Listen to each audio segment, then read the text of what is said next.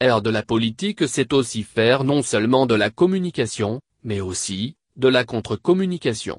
Et ça, la majorité présidentielle l'a bien compris. Acculée par l'Église catholique depuis le succès de la marche du 31 décembre 2017 dont tout le monde, y compris la communauté internationale parle et réclame les explications, le pouvoir congolais doit de nouveau composer avec une nouvelle manifestation du même comité laïque de coordination, programmée le dimanche 21 janvier 2018.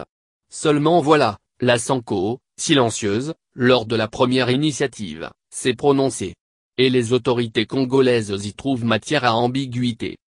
En effet, dans sa correspondance adressée au cardinal Monsengwo, l'archevêque de Kinshasa, le président de la Sanco Monseigneur Marcel Lutambi note que le comité laïque de coordination, CLC, est une association reconnue dans un diocèse.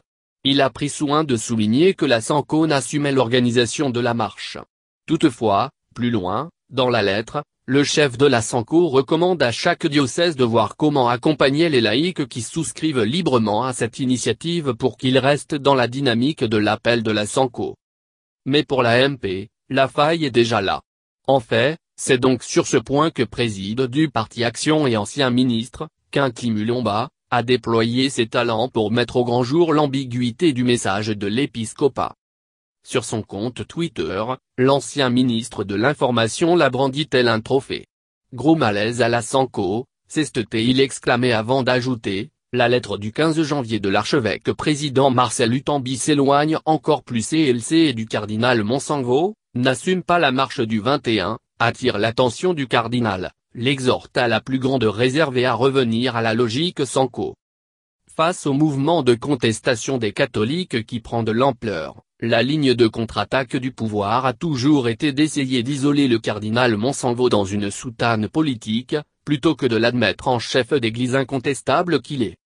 Déjà au lendemain de la marche du 31 décembre, la MP, par la bouche de l'un de ses communicateurs, Papi Tamba, ne s'était pas empêché de saluer la Sanco, qui n'avait pas pris part à cette manifestation, selon le pouvoir congolais, l'œuvre d'une organisation politique qui a pu séduire quelques prélats de l'église catholique dont l'archevêque de Kinshasa.